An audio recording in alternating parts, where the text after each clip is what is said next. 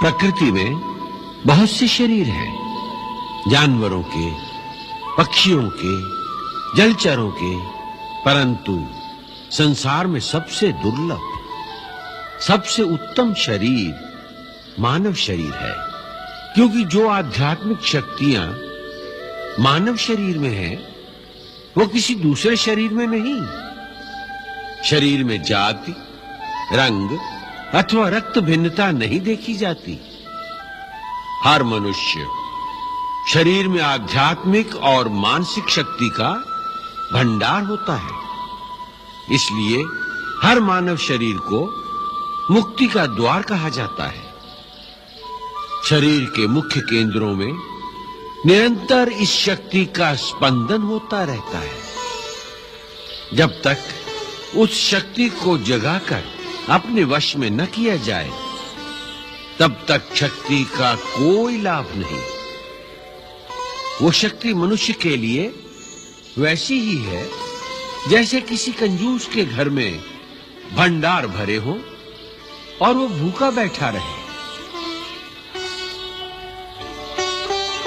मानव शरीर में इस शक्ति के 7 केंद्र होते हैं, जो योगाभ्यास द्वारा जगाए जा सकते हैं। मैं तुम्हें अपने शरीर के ये 7 चक्र दिखाता हूं। ये देखिए, सबसे पहला है मूलाधार चक्र। यह शक्ति का मूल निवास स्थान है। यहाँ जिस रूप में ये निवास करती है, उसे कुंडलिनी भी कहते हैं। गुरु की कृपा और सहायता से इस शक्ति को यहाँ से जगाकर दूसरे केंद्र तक पहुंचाया जाता है, जिसे स्वाधिष्ठान चक्र कहते हैं। फिर स्वाधिष्ठान चक्र को भेद कर जब ये शक्ति आगे बढ़ती है, तो तीसरे केंद्र मणिपुर चक्र तक पहुंचती है। फिर मणिपुर चक्र भेद कर इस शक्ति को चौथे केंद्र अनाहत चक्र तक पहुंचाया जाता है। वहां से विशुद्ध चक्र और विशुद्ध चक्र से ये शक्ति सहस्रार चक्र को जागृत करती है। श्वेत वर्ण और भृकुटी के मध्य में 2 पंखुड़ियों के बीच स्थित होता है उसका बीज मंत्र ओम। ये शक्ति जागृत होती है तो सब केंद्रों में ऊर्जा और तेज का एक ऐसा वेग होता है जैसे गंगा का प्रवाह हो।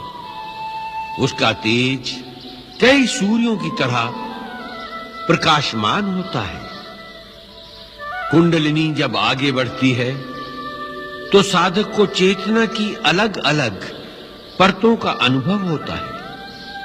यहां तक कि जब वो छठे चक्र का भेदन करके सहस्रार तक पहुंचती है, तो योगी पूर्ण समाधि में लीन हो जाता है, जहां प्रकाश ही प्रकाश है। वहां पहुंचकर एक अलौकिक आनंद की अनुभूति होती है, जहां मानव की चेतना आदि और अंत की सीमाओं को पार कर जाती है। वो परम चेतना परिसीमा है, जहां तीनों काल और समस्त लोग सदैव प्रकाशित रहते हैं, सदैव प्रकाशित रहते हैं।